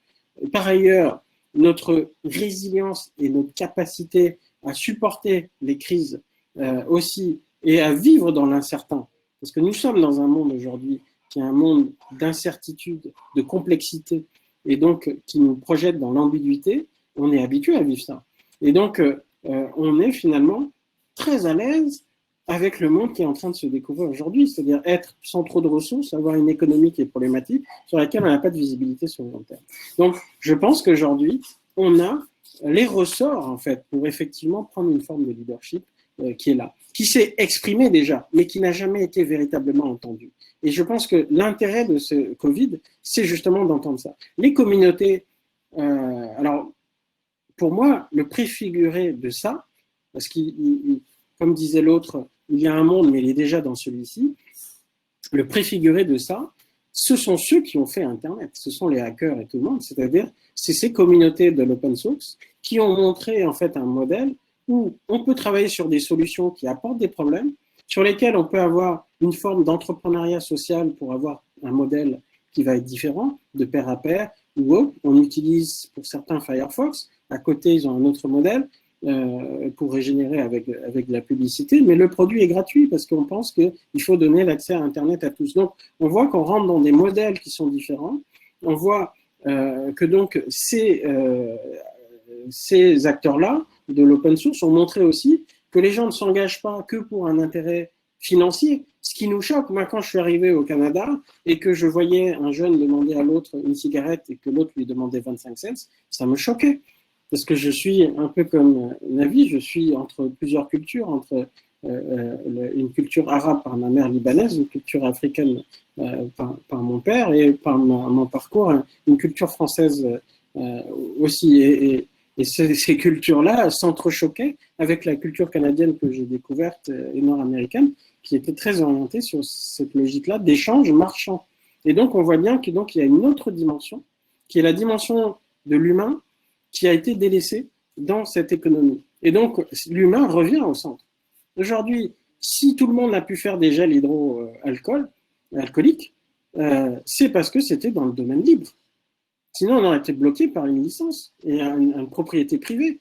Donc, on doit se questionner sur ce qui est important pour nous et pour la collectivité, et donc de pouvoir construire des projets comme ça, collectifs, qui vont apporter. Et mieux, au Sénégal, nous avons un collectif qui s'est monté, qui s'appelle Dan Covid-19, et donc qui a été porté par le secteur privé, qui n'est pas connu pour sa générosité. Qu'est-ce que le secteur privé a fait? Il a fédéré les acteurs, profitant de sa puissance de frappe, pour amener les gens de manière bénévole à s'engager, comme dans les communautés open source, et amener une réponse digitale à la problématique du ministère de la Santé. Et là, qu'est-ce qu'on voit? C'est si on enlève les gens qui sont dans la communication, on a plus de 500 experts qui mettent à disposition gratuitement leurs compétences et qui aujourd'hui sont en train de répondre au niveau du Sénégal sur tous les segments, le développement d'une application mobile pour faciliter le suivi des cas communautaires, les développements de systèmes pour la gestion hospitalière, etc. Et c'est en train de se déployer sur les autres segments. Donc on voit bien qu'il faut, comme l'a dit Madame Aya, c'est un nouveau modèle qui est en train de se mettre en place. D'ailleurs, on est en train de réfléchir sur ce qu'on appelle les partenariats publics communs, c'est-à-dire comment est-ce que l'État peut confier à des collectifs qui font communauté et donc ils mettent en commun des ressources pour répondre à une solution et déterminer ensemble les règles de gestion de la ressource qui en ressort et éventuellement des ressources économiques et donc partager la valeur. La question, c'est le partage de la valeur. Est-ce que cette valeur est capturée? Et c'est là où on a un problème parce que nous sommes dans un monde en transition. Le Covid nous a donné une grosse claque et nous réveille. Il faut donc qu'on commence à se poser la question. Nous avons bien vu, Jocolab porte ces questions. Nous avions, au lancement de Jocolab il y a 10 ans, des communautés digitales tech qui étaient là. Je pouvais vous dire avec précision qui était, et donc c'est le point dont parlait Navi, et je suis heureux qu'il ait parlé du réseau qu'on a soutenu d'ailleurs avec Digital Africa de la RFAO, qui est le réseau des makers Fab Lab d'Afrique francophone, auquel on fait partie, qui partagent justement ces compétences. Et nous poussons ce type de modèle, et on voit bien aujourd'hui qu'ils sont mis en place. Donc, on pourrait parler, mais globalement, on revient sur les 3 piliers. Le partage, c'est besoin de partage. Il faut qu'on arrive à... Cette dynamique de partage a été cassée, je pense, par la logique d'entrepreneuriat, qui, dans un moment, nous a trop amené dans une logique d'entrepreneuriat des jeunes, en disant, en fait, vous êtes des entrepreneurs, vous allez tous devenir des milliardaires, et en gros, tous se sont mis en compétition et n'ont pas assez travaillé ensemble. Donc, la notion du collectif est passée à côté. La question de la décentralisation et donc surtout d'une approche qui est justement distribuée n'a pas aussi été abordée. Et ça, c'est les technologies qui le permettent. Regardez aujourd'hui, nous sommes tous en train de parler à partir de points différents et d'échanger et de partager du savoir. Donc aujourd'hui, ça veut dire que nous pouvons faire des choses à des échelles et à un type d'organisation qui n'a jamais été possible dans toute l'échelle de l'humanité, dans toute l'histoire de l'humanité. Et c'est ça qu'on doit résoudre. Quand Madame Ayar parle de la Smart City, et je finirai là parce qu'en fait on peut parler tellement longtemps, elle a bien raison, et je pense qu'elle a bien abordé la question, et c'est bien souvent le problème qu'on a quand on va dans des forums internationaux. La Smart City, c'est une gageure, et si on la prend juste avec un objectif technologique dans lequel veulent nous amener certaines grosses entreprises propriétaires. Mais si on la pense pour la cité et pour les citoyens, il faut forcément engager différents acteurs. Ensuite, on va se retrouver en plus dans une autre logique, parce qu'en Afrique, aujourd'hui, le décideur se retrouve face à une problématique que personne dans le monde n'a jamais rencontrée. Une croissance démographique de manière incroyable avec un doublement de population quasiment tous les 17 ou 20 ans, ce qui n'est pas du tout le contexte d'ailleurs occidental qui sert de référence. On doit en plus donc un manque de ressources et en ayant à faire déployer ces infrastructures pour répondre aux besoins de ces populations qui arrivent. Personne n'a jamais rencontré ça. Donc, les solutions qu'on vient nous amener, elles sont à construire, elles ne sont pas à découvrir. Et donc, il y a une discussion, effectivement, et je vous félicite d'avoir engagé ce débat. Et j'espère que, justement, sur ces différentes thématiques, la Smart City, l'éducation, et j'en passe, l'agriculture, on pourra commencer à parler, justement, de travailler sur une économie frugale et innovante, et qu'à travers ça, l'Afrique, je pense d'ailleurs en relation avec le monde, et principalement l'Inde, et je crois beaucoup à cet échange, et à la Chine notamment, va pouvoir aussi se réinventer différemment sur des nouveaux modèles. Merci beaucoup, Karim. C'était passionnant et très concret et inspirant. Merci. Je voulais abuser de mon rôle et quand même parler 5 bonnes minutes de ce que nous faisons au sein de Maroc Impact. En réalité, avec beaucoup d'humilité d'ailleurs, parce qu'il faudrait des centaines, voire des milliers d'initiatives comme Maroc Impact. Permettez-moi de mettre un peu les pieds dans le plat. Je pense que à l'échelle des acteurs de l'écosystème de l'innovation sociale, je suis entrepreneur social depuis plus de 15 ans. Je vis et converse avec des entrepreneurs qui me ressemblent et des acteurs privés et publics qui nous ressemblent parce qu'on partage un référentiel commun qui est un référentiel de l'économie des communs. Et en fait, nous avons décidé de créer ce corps intermédiaire parce qu'il nous a semblé que nous fonctionnons un peu trop en mode écosystème. Et qu'à un moment, il est très important de créer des écosystèmes de bienveillance où justement on crée cette force collective et cette bienveillance pour permettre à tous les acteurs le changement d'échelle. Parce que, soyons francs, tous les acteurs n'ont pas le même accès au réseau, le même accès aux connexions. Et donc, tous ces talents singuliers, qu'ils soient urbains, périurbains ou ruraux, quel que soit leur diplôme, quelle que soit leur situation socio-économique, c'est comment on crée un effet d'enchaînement collectif en étant solidaire. Et il me semble que justement, l'innovation frugale, ce n'est pas le propre en réalité de la start-up. L'innovation frugale, et peut-être que Navi Radjou en parlera mieux que moi, pour moi, ce n'est pas une question de process, de stratégie ou de structure, c'est une histoire de personnes et de leadership. On ne peut pas malheureusement, compte tenu du temps court, on pourrait citer beaucoup d'actions locales, territoriales, nationales et africaines. Ce que je retiens, c'est qu'elle existe à l'échelle individuelle et elle existe aussi à l'échelle des organisations privées. Donc, comment on crée ce lien qui est souvent d'ailleurs fragmenté. Notre postulat au sein de Maroc Impact, c'était de dire, d'abord, reconnaissons que l'innovation frugale est en fait, c'est l'histoire de tout le monde, elle est à portée de nous tous. Ça peut être un déclic individuel, ça peut être un déclic de leader, ça peut être un déclic au sein d'une coopérative rurale. Et d'ailleurs, j'aimerais, parce que pour ne pas opposer justement les acteurs privés à la société civile, parce que le sujet, il est là, c'est comment on massifie l'impact. Nous avons une vision de l'économie que peut-être aujourd'hui les grandes entreprises n'ont pas, parce que justement, trop dans des dogmes, et nous voulons absolument co-construire avec ces acteurs privés pour qu'on se réinvente ensemble. Et en réalité, les acteurs privés, comme l'a très bien dit Karim Sy, n'ont pas le choix aujourd'hui, parce que nous sommes face à un mur, une économie à bout de souffle, donc il faut bien expérimenter autre chose. Alors, je partage mon optimisme et ma fierté, parce que nous avons, en moins d'un an, co-construit avec des acteurs privés. Je pense notamment à la LIDEC. La LIDEC qui, j'aimerais d'ailleurs citer un exemple d'innovation frugale, parce qu'il y a des organisations privées qui elles-mêmes innovent.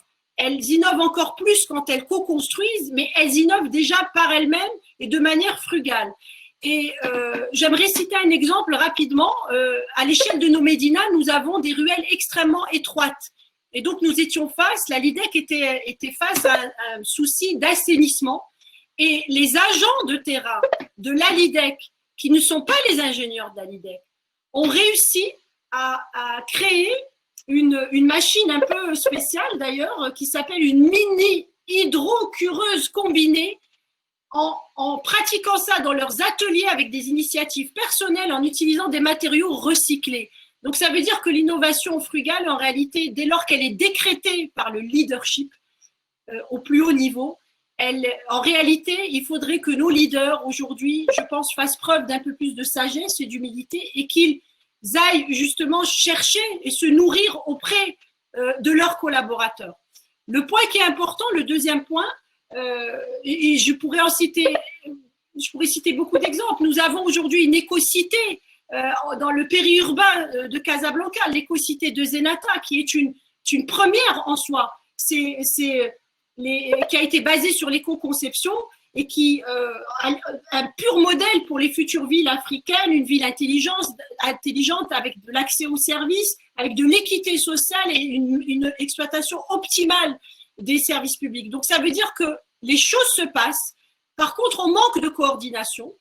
Et en fait, l'idée, c'est plutôt que de faire chacun en silo, c'est comment on casse ces silos et comment on fait ensemble. Et ça, c'est un peu la marque de fabrique de Maroc Impact.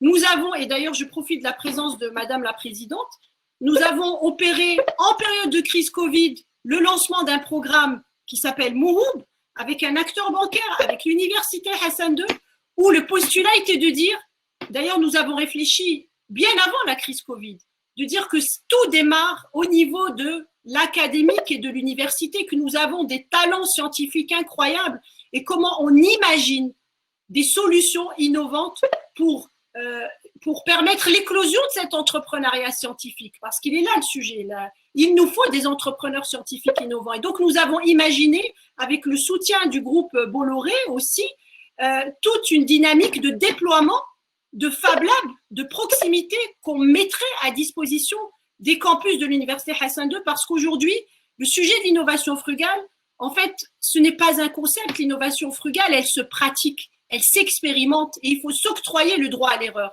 Et c'est justement ce qu'on a proposé à nos partenaires pour mettre le fer au cœur du savoir. Et je fais le lien justement avec tous ces réseaux de social makers et des makers qui finalement sont en réalité un vrai levier de transformation, qui s'expriment hors système. Parce que quand le système tombe, ils font preuve d'une agilité incroyable parce qu'ils ont l'audace, ils ont l'intelligence et ils ont l'ingéniosité. Voilà pour résumer. Je voulais remercier vraiment les auditeurs parce qu'il y a énormément de questions et je suis désolée, nous ne pouvons pas citer toutes les questions, mais en réalité, il y en a une qui me touche particulièrement, donc plusieurs. Peut-être juste un point, excuse-moi de t'interrompre, Islène, mais tu sais, en plus, dans ces milieux, des fois, on est un peu non conformiste, donc je craque un peu la conférence. La question sur les experts, parce qu'en fait, tout le monde peut s'engager dans l'innovation frugale. Je pense que ça, c'est très important, et on revient en fait un peu à l'étymologie de expert, expertus, qui est quelqu'un qui a une expérience sur quelque chose. Et donc, on apprend par le faire, d'ailleurs, dans ces univers des makers, et on monte en compétence. Donc, on est aussi sur une révolution du modèle de l'éducation, et je pense qu'en ça, c'est extrêmement intéressant d'avoir ce partenariat avec l'université, d'avoir une présidente d'université qui soit autant en fait et dans cette démarche. Franchement, c'est à féliciter et c'est vraiment à montrer comme une démarche. Par ailleurs, dès le moment où on voit cette logique-là d'expertise, ça ouvre à tout le monde. Ce n'est plus au PhD ou juste aux gens qui ont un master ou ceux qui étudient dans ce domaine-là. On voit bien que c'est accessible à tout le monde. Les gens apprennent en faisant.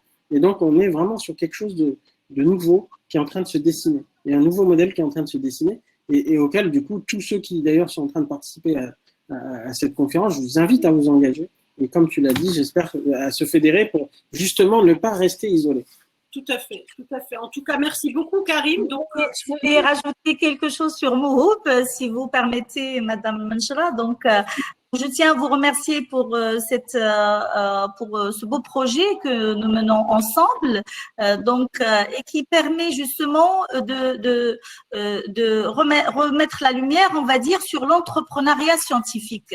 Il y a 200 ans, c'est ce qu'il y avait, c'est l'entrepreneuriat scientifique. C'est comme ça qu'on a, après les années des Lumières, donc on a justement inventé parce qu'il y avait des besoins. Et ce sont des idées scientifiques qui ont été développé, que ce soit le moteur donc à vapeur pour la voiture, etc., etc.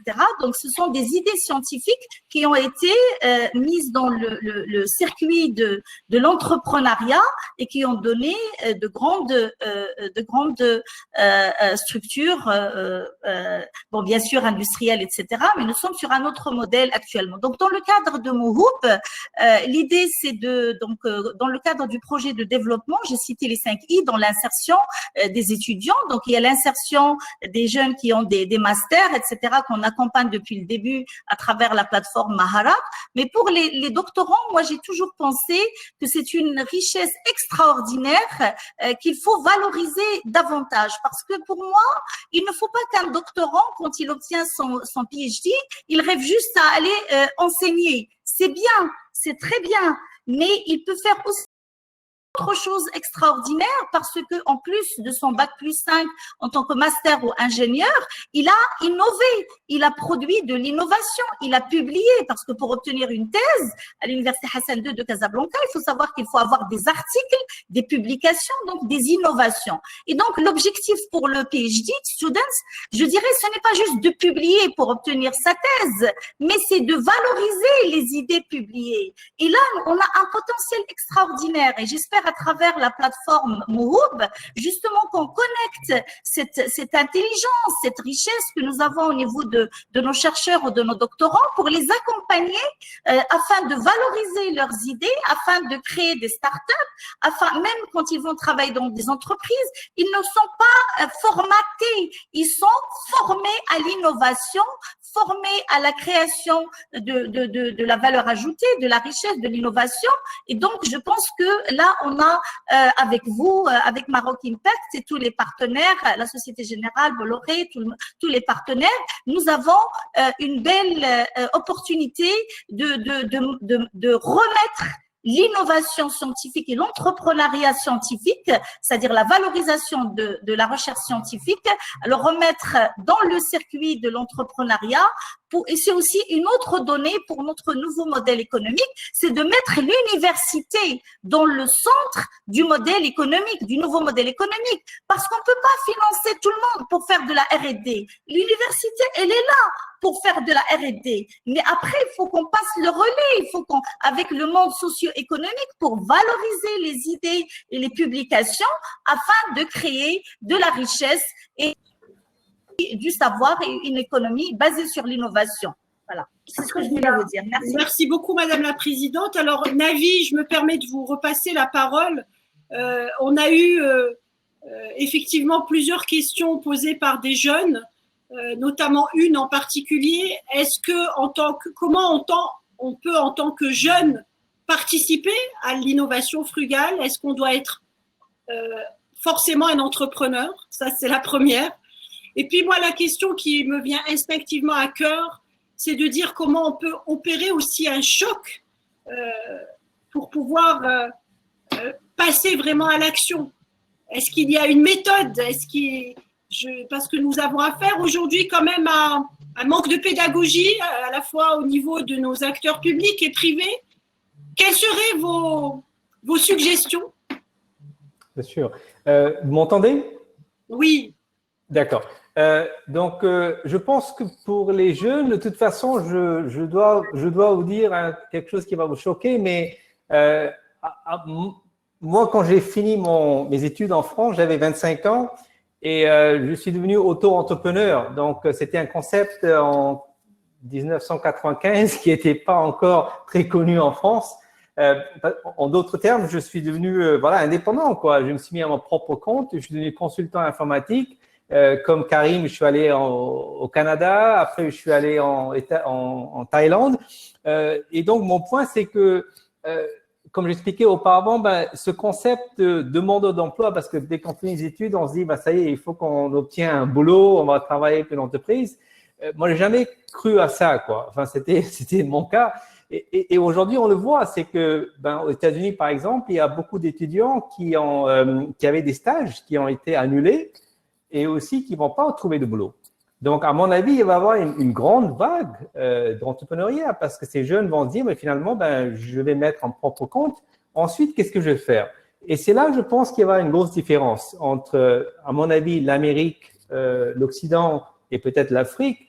C'est qu'effectivement, on peut avoir une nouvelle vague d'entrepreneurs, mais qui ne sera pas similaire aux entrepreneurs de Silicon Valley, qui sont quelque part formatés par les investisseurs et par les écoles qu'ils ont fréquentées, comme Madame la Présidente a dit, qui sont obsédés par la technologie et l'impact économique.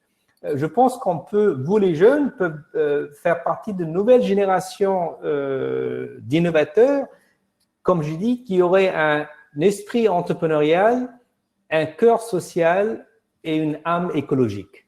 Cette triptyque, on a besoin aujourd'hui. Et pour l'instant, on n'a pas. On n'a que des entrepreneurs qui sont très smart. On parlait de smart cities et j'ai toujours, il faut en fait parler de wise cities. Il faut la sagesse qu'il faut conjuguer avec l'intelligence. Et c'est là, je pense que votre génération, au départ, j'allais dire, je suis envieux de vous parce que moi, je suis devenu entrepreneur à 25 ans, mais j'étais quand même très porté par les valeurs économiques parce que j'étais attiré par le monde de la technologie, j'ai fait l'informatique. Mais si je pouvais remonter dans le temps, je dirais, je ne gaspillerais pas mon temps. J'ai passé quand même 25 ans dans le monde des entreprises et je me rends compte finalement, non, le vrai monde, j'aimerais bien participer, c'est le monde de l'impact social, tout ce qui est écologie. Donc, moi, je pense que vous n'avez aucune excuse actuellement avec la crise en particulier. Allez-y, quoi, lancez-vous. Par contre, la différence que je vois avec Génération, que j'admire, c'est que au lieu de faire chacun dans votre coin, fédérez-vous. Alors, ça peut être des lieux, des tiers-lieux comme Jocolabs, ça peut aussi être des cellules d'incubation de start-up dans les universités, comme peut-être à Saint-Deux, mais fédérez-vous.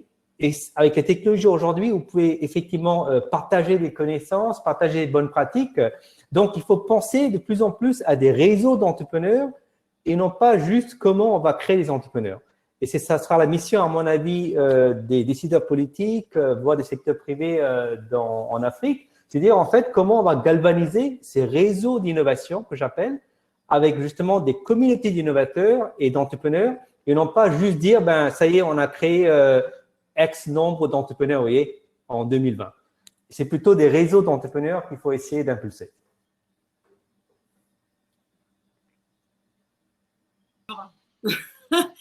Quel conseil donneriez-vous à nos leaders, aux managers des grandes entreprises qui sont souvent dans une démarche de RSE un peu trop timide à mon goût? Quel message pourriez-vous leur transmettre? Vous voulez que je réponde ou? Je veux bien. OK. Alors, non, parce que je vais faire très controverse. Pour moi, RSE, c'est du bullshit. Désolé de dire en anglais, mais c'est fini. La RSE, c'est fini. Pourquoi? Pour deux raisons une raison principale, c'est que la jeune génération d'employés, et l'Afrique est très jeune, particulièrement le Maroc, je sais, encore plus jeune que l'Inde, hein, il ne faut pas oublier. Finalement, on ne veut plus justement de ce bullshit RSE, ce qu'on appelle le greenwashing, ou maintenant on parle de purpose washing, parce qu'ils sont capables de percer à travers une marque et voir si la marque incarne vraiment ses valeurs sociales et sociétales. Et si vous ne le faites pas, avec les réseaux sociaux, ils peuvent abîmer votre marque, détruire votre marque en très peu de temps. Donc, je pense que 2020, je le dis, je répète fortement, c'est ma forte conviction, c'est la fin de greenwashing et de purpose washing. Alors, vous avez un choix. Alors, le choix va être le suivant, c'est pour ça que je parle de régénération. D'une façon simpliste, je pense que les consommateurs et les employeurs, les employés, les jeunes, vont classer les entreprises en deux catégories. J'appelle ça de quel côté de la vie êtes-vous? Est-ce que vous êtes une marque, une entreprise dégénératrice qui contribue à la dégradation de l'individu, de la société et l'écologie? Ou est-ce que vous êtes une marque régénératrice, donc qui contribue à un impact positif économiquement, socialement, écologiquement? Et il s'avère que dans ce pays le plus capitaliste au monde, qui est l'Amérique, un grand sondage a été fait, 80% des consommateurs préfèrent le terme régénération à durabilité parce qu'ils trouvent le terme durabilité trop passif. Ils veulent vraiment que les entreprises s'engagent de façon profonde dans l'ADN à contribuer à un impact positif écologique. Alors concrètement, qu'est-ce qui va se passer? Ben, on le voit déjà. La bonne nouvelle, c'est que la semaine prochaine, Danone, le groupe Danone, va devenir une entreprise à mission sociale. Et l'idée, c'est de devenir un B Corp, donc une entreprise qui conjugue donc impact économique et social d'ici 2030. Il y a l'entreprise Maïf. Le groupe Rocher, en France, a aussi une raison d'être autour de la mission sociale qui inclut, entre parenthèses, l'innovation frugale comme un des piliers. Donc, voilà, c'est une minorité, mais ce qui va se passer, c'est que de plus en plus, les consommateurs vont voter avec le portefeuille et les jeunes avec les diplômes pour aller consommer et travailler auprès de ces marques. Et donc, je le vois venir très clairement que d'un côté, il va y avoir une minorité de marques, d'entreprises régénératrices, et puis, il y a une grosse majorité ici qui va continuer pendant au moins 1 an à faire du greenwashing et purpose washing avant de comprendre finalement, ils n'ont pas le choix. Il faut vraiment qu'ils fassent le bascule. Ça va être traumatique pour eux sur le plan culturel. Et c'est là que je conclurai. Une façon de faire cette transition pour ces grandes entreprises qui sont encore réticentes, c'est justement de créer des partenariats. Et on l'a vu durant le Covid. Vous vous rendez compte des entreprises comme Ford, GM, qui sont alliées avec des ONG, avec des startups, pour justement co-créer des solutions. Parce que, et là, je rebondis sur l'excellent point de Karim, c'est que moi, je pense qu'au XXe siècle, la connaissance était le pouvoir. au XXIe siècle, l'ignorance est le pouvoir. Moins on sait d'un domaine, plus on est capable d'être humble et s'ouvrir justement à d'autres qui peuvent apporter des pièces d'information, des connaissances et ensuite co-créer des solutions. Et c'est là, je pense, que ça peut être aussi l'âge d'or de ce qu'on appelle l'innovation ouverte, où justement, encore une fois, on revient à des écosystèmes d'innovation où le secteur privé a une force de frappe, a des actifs incroyables, mais doit savoir désapprendre des instincts et des modèles économiques du XXe siècle et s'allier avec des acteurs du secteur civil, social et des startups, justement, entrepreneurs, pour justement co-créer cette économie frugale. Et c'est là, encore une fois, je pense que quand je regarde l'Occident et l'Afrique et l'Inde, personnellement, des fois on est cynique, je sais, du secteur privé dans les pays du Sud, mais quand vous voyez qu'est-ce qui se passe à Amérique,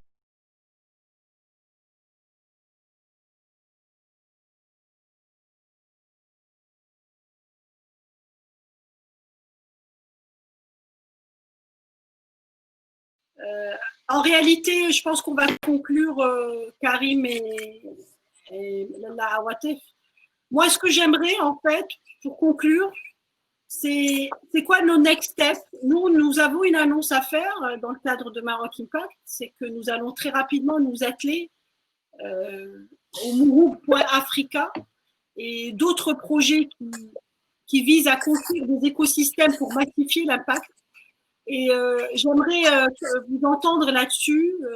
Comment on peut contribuer, nous, en tant qu'individus, collectivités ou universités, à permettre le changement d'échelle de l'innovation sociale et comment on peut bousculer et faire bouger les lignes au niveau de nos acteurs publics. Navi, on s'excuse, vous avez été, on vous a loupé quelques secondes. Vous vouliez conclure, Navi?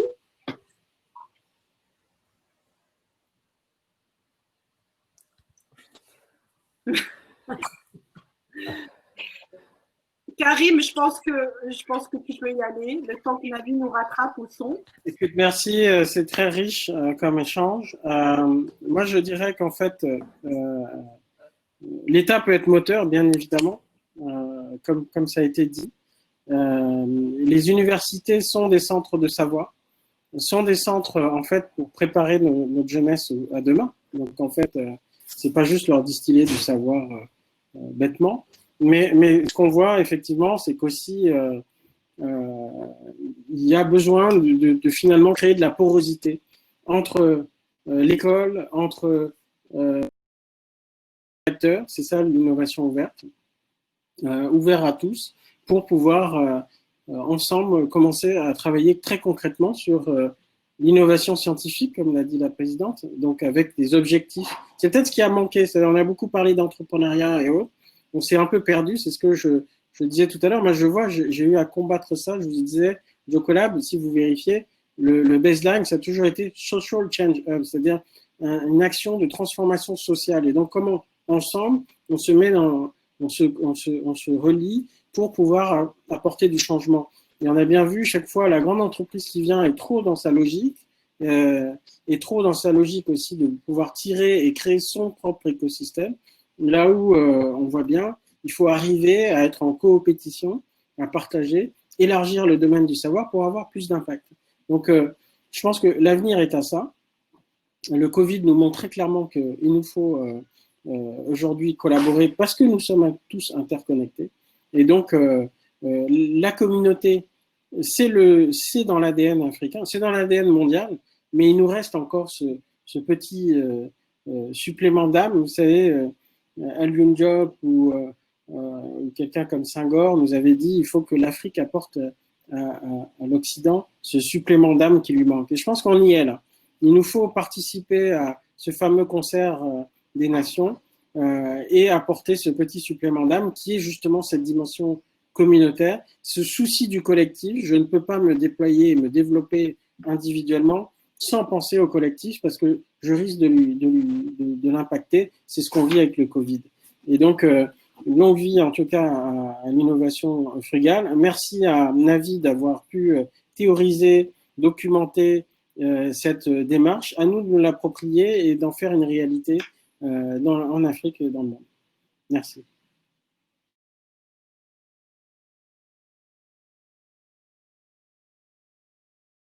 se quitter, Madame la Présidente, avant de se quitter, la parole est à vous. Alors, bon, je pense que c'était un excellent webinaire, très riche, très intéressant.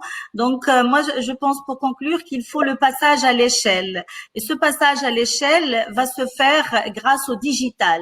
Donc, nous avons chacun dans son coin essaye de faire des bonnes choses, essaye de comme il peut, mais nous avons des milliers de jeunes, de talents, d'inventeurs. Chez nous à l'université, comme j'ai dit, 130 000 étudiants. Il suffit pas, on peut pas donner des cours pour 50 étudiants, 100 étudiants. C'est ce que je dis à mes collaborateurs. Je leur dis, ne m'amenez jamais des projets où vous me dites, j'ai formé 50 étudiants ou 100 étudiants. Il faut me parler de projets où on forme 20 000 étudiants, 30 000 étudiants. Et ce passage à l'échelle ne peut pas se faire dans les classes ou dans les amphithéâtres. Donc, ça ne peut se faire que grâce au digital. Et c'est là où il faut qu'on travaille sur cette plateforme entre l'université, le privé et la société civile. C'est ce que j'appelle dans le modèle Casablanca Frugal Social Smart City, le modèle 4P, le partenariat Public-Private People Partnership. Donc, c'est ce partenariat, mais à travers une plateforme digitale qui va vraiment créer de la valeur ajoutée et surtout créer de l'impact. Parce que là, on n'a plus le droit. Il faut créer un modèle économique qui puisse être équitable, inclusif et qui puisse créer à tout un chacun la possibilité de s'épanouir, de se développer et de se créer une opportunité d'une carrière à la hauteur de son ambition et même de ses rêves. Donc voilà mes mots pour conclure. Et je vous remercie encore et remercie Maroc Impact pour ce webinaire très intéressant. Merci beaucoup, merci beaucoup. En tout cas, moi, je vous donne d'ores et déjà rendez-vous en septembre, puisque j'ai quelques idées au-delà de Mourou.Africa que nous allons mûrir avec Karim. Et donc, forcément, Navi Radio, je vous espère parmi nous. Merci infiniment à nos auditeurs de nous avoir soutenus et suivis. Et merci à nos sponsors d'avoir permis l'opérationnalisation de ce Web Act, parce que nous sommes une association start-up et nous avons besoin du soutien de nos partenaires. Donc, merci à l'IDEC, Bolloré, Transport Logistique, Engie, Cosumar et Fondation Smart. Et l'échange était passionnant, un peu trop court à mon goût, mais merci encore. Et je retiens passage à l'acte et humilité. Merci beaucoup. Merci. Merci Navi.